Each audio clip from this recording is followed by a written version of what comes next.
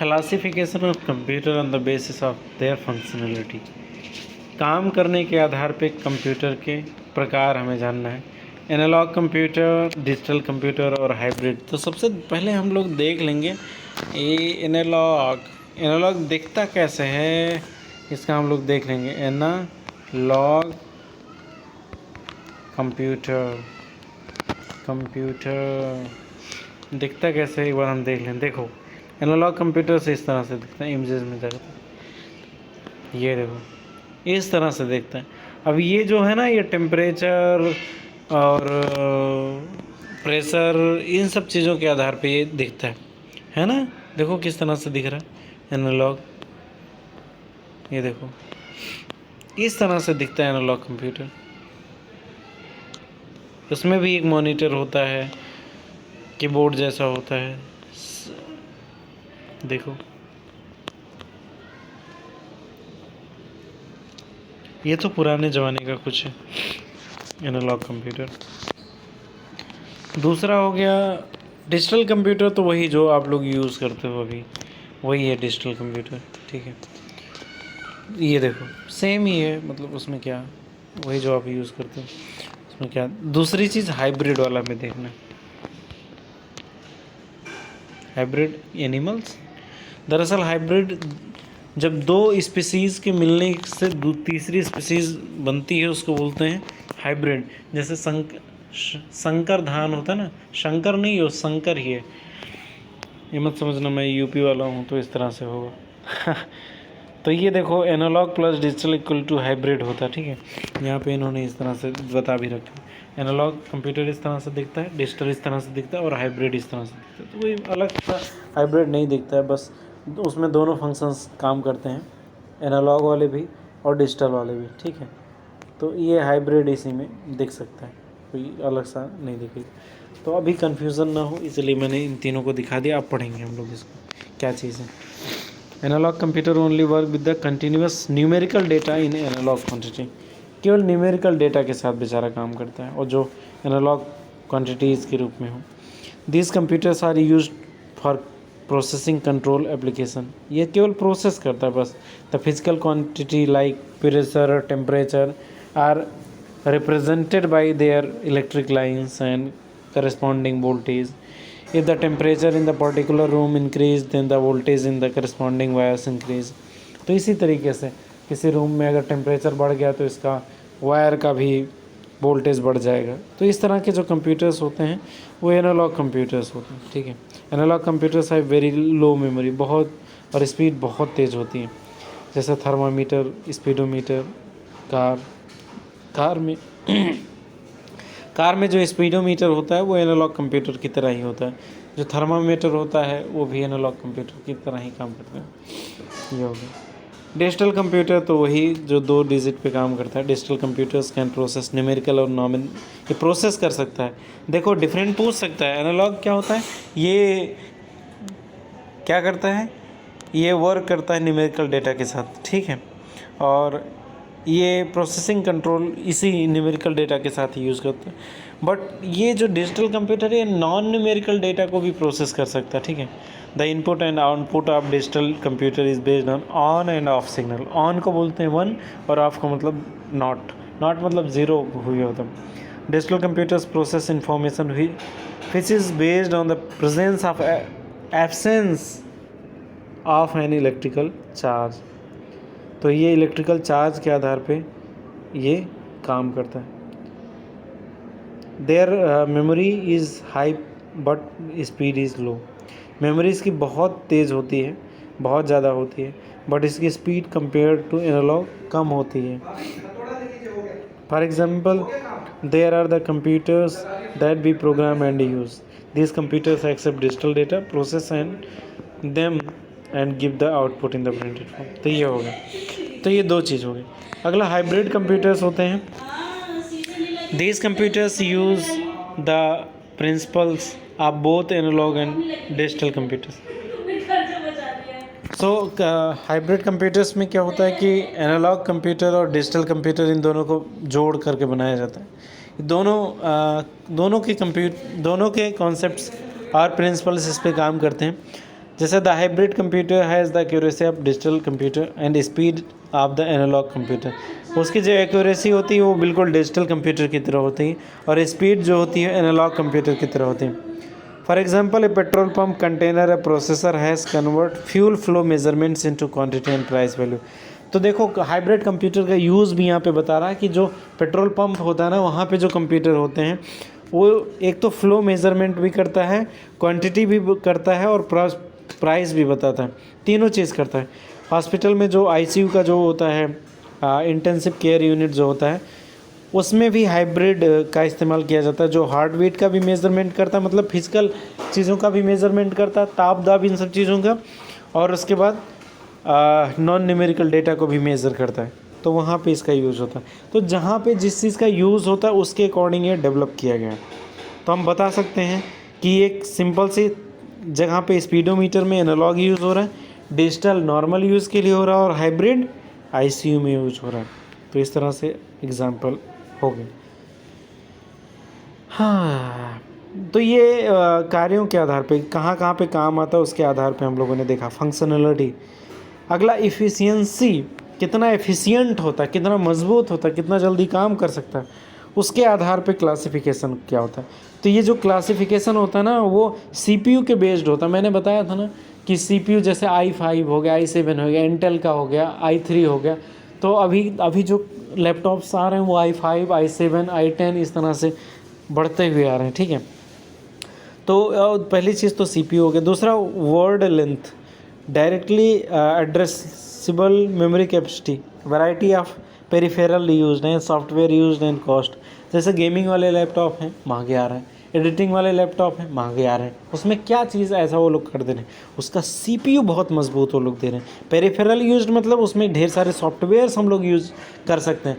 गुल्लू सा आपने लैपटॉप लिया छोटा सा, ठीक है, तो उसमें ना तो सीपीयू ठीक है ना तो कुछ है, तो सिर्फ उसमें वर्ड आप चला सकते हो और कुछ नहीं चलेगा, वो हैंग ही कर जाएगा। इवन कई बार गूगल क्रोम भी चला दोगे तो हैंग हो जाएगा। तो इस तरीके से एफिशिएंसी होता है। तो पहला है micro computer, mini computer, super computer, main frame computer, maxi computer. तो ये कौन कौन से कंप्यूटर होते हैं, एक बार हम लोग श्रीमान इमेज के पास चलते हैं। हेलो इमेज, आप हमें बताइए माइक्रो कंप्यूटर क्या होता है। तो ये देखो, ये पुराने ज़माने का सीआरटी दिखा रहा है। तो ये माइक्रो कंप्यूटर कुछ इस तरीके से आजकल का दिख रहा है, इस तरीके। तो ये माइक्रो कंप्यूटर, ठीक है। माइक्रो के बाद आता है हमारा मिनी मिनी मिनी कंप्यूटर, ये कुछ इस तरीके से। ये मिनी कंप्यूटर मतलब छोटे कंप्यूटर्स जो आते हैं टैब वगैरह के फॉर्म में, जो इस तरह से कंप्यूटर, ये मिनी कंप्यूटर या लैपटॉप या ये सब होते हैं, ये मिनी कंप्यूटर हो गया। अगला कौन सा है, micro, mini, main frame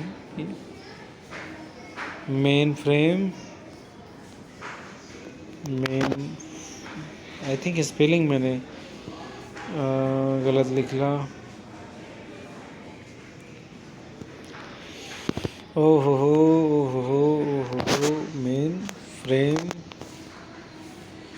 main frame computer देख लेते हैं। ये देखो मेन फ्रेम कंप्यूटर कुछ इस तरह से दिखाई देते हैं। ये मोस्टली सर्वर के रूप में जो लगाए जाते हैं ना, कई जगहों पे आपने देखा होगा कि सर्वर रूम उन्होंने अलग बनाया होता है, तो वहाँ पे वो कुछ खास नहीं होते, ढेर सारे उसमें वो लोग सीपीयू लगा रखते हैं। तो ये मेन फ्रेम कंप्यूटर्स होते हैं कुछ ये लंबे चौड़े फ्रिज की तरह। आपने कई फिल्मों में भी देखा होगा कि वो कंप्यूटर जा कर के ऐसे मेन फ्रेम कंप्यूटर्स होते हैं, उसको बंद करना होता है। तो ये मेन फ्रेम कंप्यूटर होते हैं। तो समझ लो हॉलीवुड की मूवीज़ भी आपको समझ में आने लगेंगी इसको देख करके, ठीक है। यहाँ पे सुपर मिनी भी है, तो सुपर मिनी में कुछ खास नहीं, बस सीपीयू वगैरह थोड़ा सा बढ़ जाएगा। सुपर कंप्यूटर भी हम लोग एक बार देख लेते हैं। तो सुपर कंप्यूटर तो आम आदमी इस्तेमाल कर नहीं पाएगा, आम आदमी तो मेन फ्रेम भी इस्तेमाल नहीं कर पाएगा, आम आदमी तो कंप्यूटर ही अफोर्ड नहीं कर सकता है। मोबाइल अफोर्ड कर ले वही बहुत बड़ी बात। ये रहा सुपर कंप्यूटर।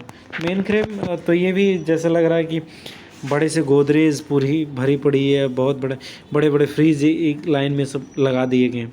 तो इस तरह से बड़े बड़े ये परम जो है ना, वही देखो परम कंप्यूटर, सुपर कंप्यूटर इंस्टॉल किया गया था आईआईटी में, तो उसको दिखा रहे हैं। तो ये परम भारत का सुपर कंप्यूटर बनाया गया था, ठीक है। हालांकि ये उतना ज़्यादा एडवांस नहीं है परम, जितना कि विदेश के कई कंप्यूटर्स हैं। हमारे यहाँ का जो सुपर कंप्यूटर अभी थोड़ा लुल है, छोटा मोटा ही है, बट अभी काम चल रहा है। सारे एक तो अच्छे इंजीनियर्स विदेश भाग जाते हैं तो यहाँ पे बनाएगा कौन। जितने भी हाई इंटेलेक्चुअल्स हैं अपने देश के, सारे लोग विदेश चले जाते हैं। तो यहाँ पे नंबर 2 नंबर 3 के इंटेलेक्चुअल्स ही रहते हैं, तो बेचारे अपने बुद्धि के अनुसार काम करते हैं जितना भी है। और ये जो इंटेलेक्चुअल्स बाहर जाते हैं वो दूसरे के अंडर में काम करते हैं, शोध करते हैं, तो उनको नोबेल प्राइज़ भी मिलता है। तो ये रहा, थोड़ा मायूसी तो हुई ही होगी, लेकिन सच तो यही है। माइक्रो कंप्यूटर में क्या होता है, micro computer has a micro processor chip. तो इसके पास माइक्रो प्रोसेसर चिप होता है as it CPU। It usually had a floppy disk तो आजकल कम ही इस्तेमाल हो रहा है। Drives as a peripheral memory. Some micro computers have word length 16 bits and 32 bits. The speed of the microcomputers is in the order of 100 kilo instructions पर second. 100 kilo का इंस्ट्रक्शंस पर सेकेंड में ये सॉल्व कर सकते हैं। The micro computer called super power in the server alpha 8400 based on alpha किस chip operators 1 billion instructions पर सेकेंड।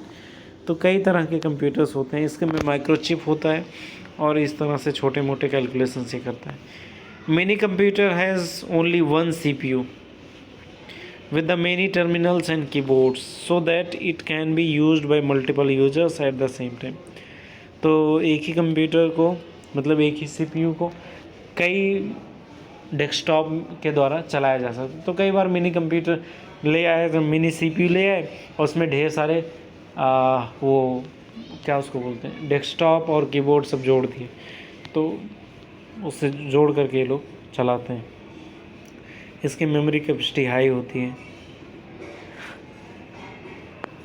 अगला है super mini computer. Super mini computer has use 32 bit CPU chip called super mini computers.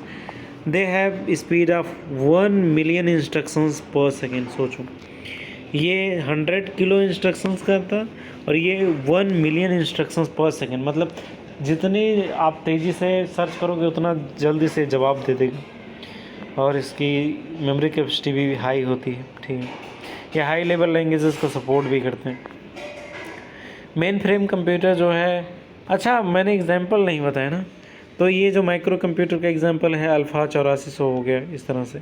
Mini computer हो गया PDB 8, PDB 11, PDB 1170, pi card 3000, super 16 और super mini में है वेज 11 MC 3000। मेन फ्रेम कंप्यूटर में क्या होता है, they also call midi computers. इसको मिडी कंप्यूटर, मिनी इसके मिडी हो गया। That can use 30 bits 48 bits and 64 bits CPU chips with memory capacities from 1 megabyte 1 MB से 16 GB तक के मेमोरी ये लोग सपोर्ट करते हैं। ये मेन फ्रेम कंप्यूटर्स इनको बोल रहे हैं, जैसे डेक 10, डेक 20, CDC साइबर 170। तो ये कुछ मेन फ्रेम कंप्यूटर्स हैं। ये 10 मिलियन इंस्ट्रक्शंस को पर सेकेंड में सॉल्व कर सकता है। वाओ। मैक्सी और सुपर कंप्यूटर्स जो होते हैं, super computers are more the sophisticated computer that are used for weather prediction. किसके लिए? मौसम का पूर्वानुमान लगाने में। Crystallography calculation, complex molecular structural calculation, designing of supersonic aircrafts. तो ये मुझे लग रहा है इसरो सब रखते होंगे। These computers use 64-bit word length chips and they have a speed of several billion operations per second। तभी तो पता चलता है चंद्रयान 3 यहाँ पे पहुँचा, कुछ ही सेकेंड में बता देता ना डेटा, इसीलिए वो लोग सुपर कंप्यूटर्स यूज़ करते हैं। देयर मेमोरी कैपेसिटी है सेवरल गीगाबाइट्स, मतलब TB बोलना चाहिए इसे। जैसे क्रे हो गया, सुपर क्रे, साइबर, अपना परम, ये सब हो गया, ठीक है। तो सुपर कंप्यूटर का ये दूसरा यूज हो गया। तीसरा यूज है classification of computer based on mode of use, कि किस मोड में हम लोग इसका यूज़ करते हैं उसके आधार पे ये बताया गया, ठीक है। Till recently the computer classifies drastic changes technology, जैसे जैसे टेक्नोलॉजी में चेंज होता है वैसे वैसे कंप्यूटर्स चेंज होता रहता है। तो palm top PCs, तो computers with capabilities nearly that of PCs which can be held in the palm, जो अपने आपके हाथ पे आ जाए, पाम पे आ जाए। पाम मतलब होता है आपकी हथेली, उसमें आ जाए, उसको बोलते हैं पाम टॉप्स। तो ये सबसे छोटे कंप्यूटर्स होते हैं। They accept hand written inputs using the electronic pen and can be used right on the palm tops screen have a small, phone ही समझ लो आप कि आपका पाम टॉप कंप्यूटर। अभी मैं वीडियोज़ वगैरह बना रहा हूँ तो मेरे हथेली में मेरा फ़ोन है, तो ये पाम टॉप पीसी इसको बोल सकते हो। फैक्स, ईमेल, ये सब चीज़ें हम इसमें कर सकते हैं। इससे थोड़ा सा बड़ा हो गया laptop PC. They are also known portable computers, they should run with the batteries hence design to conserve energy. तो laptop can be connected to networks, wireless connectivity can be provided. तो वही इसमें वाईफाई वगैरह जोड़ सकते हैं और इसमें 64 बिट प्रोसेसर हो सकता है, data path processing speed high हो सकती है। ये लैपटॉप पीसीज हो गए।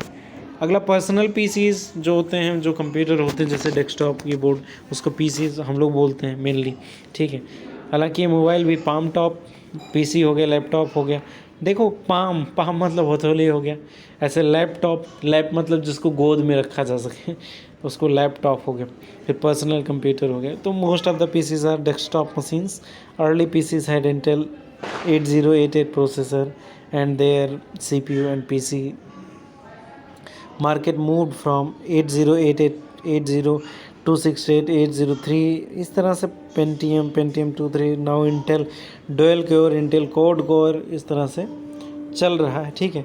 अभी जब आप ख़रीदने जाओगे लैपटॉप तो इसमें इंटेल क्वाड कोर वगैरह इस तरह से। मोबाइल भी जब आप ख़रीदने जाते हो तो उसमें होता है स्नैपड्रैगन और क्वालकॉम, इस तरह से, ठीक है। स्नैपड्रैगन मैंने क्यों बोला, थोड़ा सा आप देख लेना, ठीक है। तो इन लोगों का ना स्पीड बहुत ज़्यादा फास्ट होता है पर्सनल कंप्यूटर्स वगैरह के। फिर जो वर्क स्टेशंस में होते हैं, they are also desktop machines which are more powerful, they are provided high speed of processors then can execute more than 10 times of the PC. तो पीसी से भी ये हाई लेवल के कंप्यूटर्स होते हैं जो बहुत तेज़ी से उसकी स्पीड प्रोसेस कर सकते हैं। और वेरियस कम्बिनेशंस उसमें मैंने बताया था ना, GNU और लिनक्स, ये सब जिसमें होते हैं ना, उसमें वो हाई लेवल के कंप्यूटर्स होते हैं, उसमें डिज़ाइनिंग वगैरह अच्छे से कर सकते हैं। डिस्ट्रीब्यूटेड कंप्यूटर सिस्टम भी होता है। It refers to multiple computer systems working on single problem. कई जैसे वो इसरो में चंद्रयान 3 जब वो लोग भेजा जा रहा था तो आपने वीडियो देखा होगा, इतने कंप्यूटर्स लगे हुए थे ना, तो वो डिस्ट्रीब्यूटेड कंप्यूटर सिस्टम थे। In distributed computer system a single problem is divided into many parts and each part is solved by the different computers as solve the computer network. They communicate with each other to solve the problem. The advantage of the distributed computers system is maximizing the performance of connecting users and it is cost effective. देखो क्या होता है मेरे library में, तो जहाँ पे अभी मैं इंटर्नशिप कर रहा हूँ, तो वहाँ पे क्या है कि जो रिसर्च लाइब्रेरी, तो उसमें ढेर सारे कंप्यूटर्स आपस में जुड़े हुए हैं। तो हम लोग क्या होता है कि जब हम लोग कोहा में काम करते हैं तो एक कंप्यूटर पर जो भी डेटा इनपुट किया जाता है वो सारे कंप्यूटर्स में शो होता है, वेबसाइट पे शो होता है। तो मान लो सिंपल सा, अगर हम लोग करेंट अवेयरनेस सर्विसेज प्रोवाइड कर रहे हैं, न्यूज़ क्लिपिंग सर्विस प्रोवाइड कर रहे हैं, तो करीब 10-15 न्यूज़पेपर्स हैं। तो एक न्यूज़पेपर किसी एक व्यक्ति ने किया तो उसने पूरा डेटा उसमें फीड कर दिया, दूसरे ने किसी और कंप्यूटर पे किया, तो ऐसे जितने 15 न्यूज़पेपर के सारे डेटा सारा का सारा वेबसाइट पे आ जाएगा। तो इस तरीके इसको बोलते हैं डिस्ट्रीब्यूटेड कंप्यूटर सिस्टम। तो ये इसका एडवांटेज है कि मैक्स परफॉर्मेंस को मैक्सिमाइज़ कर देता है, कॉस्ट इफ़ेक्टिव होता है, ट्रांसपेरेंट, रिलायबल होता है और ये अच्छा होता है, ठीक है। They remove the mini computers and it now possible in personal computer. तो ये बढ़िया है। पैरेलल कंप्यूटर्स भी होते हैं। It is a type of computing architecture in which several processor execute और प्रोसेस एंड एप्लीकेशन और कंप्यूटेशन साइमल्टेनियसली। कई बार आपने वो जो साइबर सेल वगैरह का देखा होगा, कई कंप्यूटर्स लगा के रखे हैं हैकर्स वगैरह, और वो लोग डेटा माइनिंग वगैरह कर रहे होते हैं। तो ये पैरेलल कंप्यूटर्स ये लोग यूज़ करते हैं, ठीक है। अगला हम लोग जानेंगे functional units of computer, but अभी नहीं, नेक्स्ट वीडियो में। So thank you very much, all the best.